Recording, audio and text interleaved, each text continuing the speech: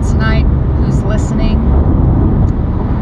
It's just been a whole lot of crazy stuff going on with this jab lately, and whether you've had it or not, it is affecting everyone, and I just wanted to talk about that a bit this evening, just because it's some heavy stuff going on. These spike proteins are not no joke, and it's scientifically proven, if you want to get technical with it, if you do research, which I highly recommend doing research, because nothing you see on TV is true, nothing but lies.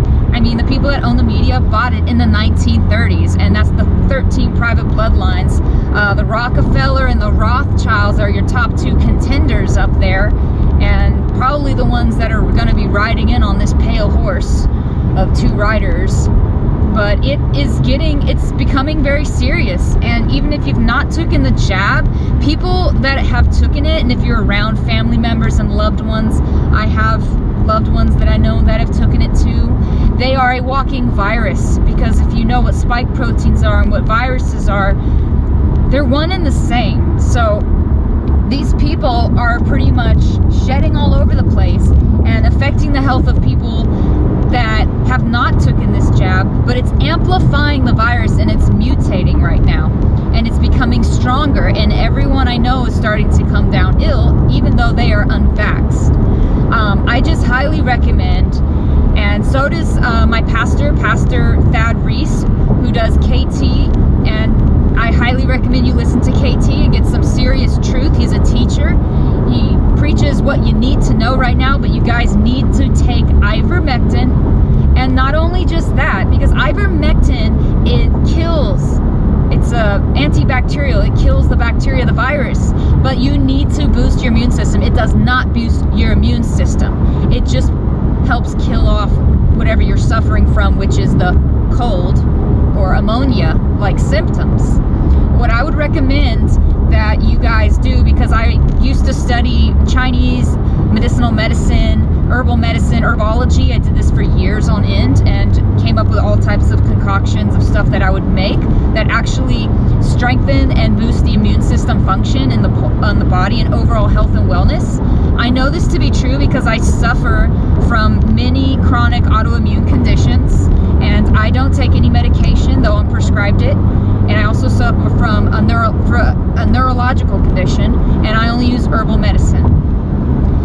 The only thing that I don't take that's non-herbal would be an antihistamine, which is necessary if you have mast cell disorder. So what I recommend you guys is to get some herbal tonics going, and if you got a notebook or grab a pen, write this down. This is a really powerful one I've been using, and I recommend you making this before you even come down sick. If you're around people that are sick, not only should you be taking Ivermectin once a week, but also you need to go ahead and get a herbal tonic going. And what I do, and I've been doing this with my kids, and we literally are over a cold if they get one within a few days. So you're gonna need 1 grapefruit, 1 orange, 1 lemon, 1 lime, depending on the acidic content. I normally use 2 lemons, 2 limes, but if you're sensitive to that, just go with 1 lemon and 1 lime.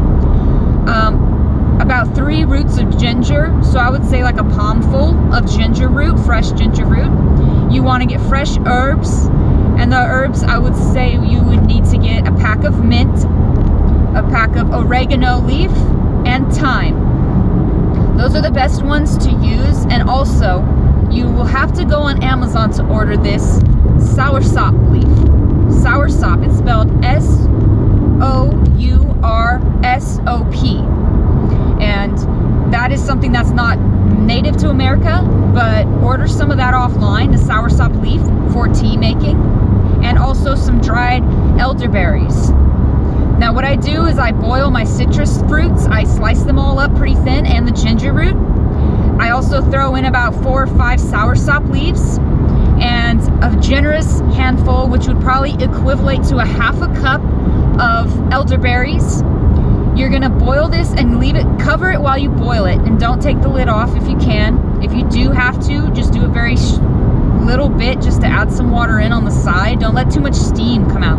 And you wanna boil this for 3 hours on low. I would say the last 5 to 10, I would say 15 minutes. Let's say 15 minutes. You're gonna throw in your herbs, your thyme, your oregano, and your mint. Throw that in and let it boil for an additional 15 minutes. Turn it off. Let it cool off for about 30 to 40 minutes. When it is cooled off enough, then go ahead and either strain it to put it into a pitcher, or you can just take a ladle and ladle this stuff out and drink it right away. Sometimes I make this late at night, and so what I do, it's okay because it's antiviral, antibacterial properties that are in this tea that you've boiled. You can leave it out on the stove overnight. Say if it finishes around 9 o'clock, it's too hot to put in the fridge. Let it steep overnight on the stove. In the morning, or when you're up, go ahead and turn the stove back on, heat it back up again for about 20 minutes, and you can go ahead and strain and have it that way. Actually, I prefer it that way. It's a lot stronger sitting overnight in the herbs and the citrus rinds.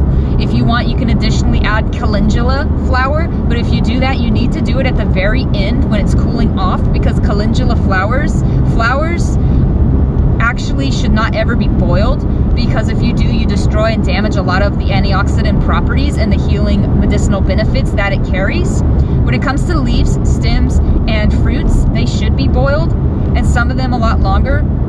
Fresh leaves like the oregano and thyme, do not boil them as long as you would a citrus rind, because you can destroy properties as well. That's why I have explained the method in which to make it, and how to do that is the best way to make it very strong and get the most benefits out of the herbs that you are putting in there, and the berries, and along with the citrus rinds. I highly recommend that you make this tonic, and I would put about a gallon of water in a pot to do all that brewing with it, and you have a pitcher of some really strong tonic tea is what I call it. Now, if you don't know, grapefruit rinds actually carry quinine. Quinine needs to be extracted after a few hours of boiling on low, and you need to cover it with a lid because the quinine will escape through the steam. So I would recommend making this herbal tonic. I've been drinking it all week. I also take collated or silver supplements, which are extremely beneficial to helping boost immune system function, as well as the 10 it's called like a 10 mushroom blend of like reishi, shiitake, and a bunch of other mushrooms. And I like the tinctures, they're easier to take. Get some of that as well as some ginseng, and take that as well right now to really boost your immune system function. And it's best to do this when you are not sick, because then when the cold comes around and comes trying to get a hold of you, it will not happen. I almost dropped my phone. I recommend you do this on top of getting some tonic water. Make sure you read and get the one that has the quinine in it, which is in an Indian tree tonic water. I buy it at the store all the time. I drink one a day on top of taking my herbs, drinking a few cups of tea. And with this tonic tea, it is more than safe to have at least 3 to 4 cups a day. I recommend doing that if you are fighting symptoms, or if you are around someone in your household who is sick. Because this jab is serious, and people are dying from it that have not even taken it, because they're around people that have.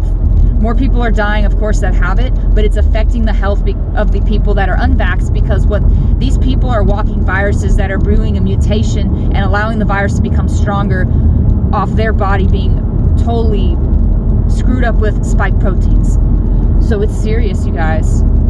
If you have any more questions, feel free to DM me or reach out to me if you want recipes or any other specific things for herbal medicine. I love herbal medicine, and I've been using it for years. It's extremely beneficial, and I feel the benefits of it, but you need to take it daily. I would say at least 1 or 2 days out the week. You can definitely skip it for it to be more potent in absorption in your body.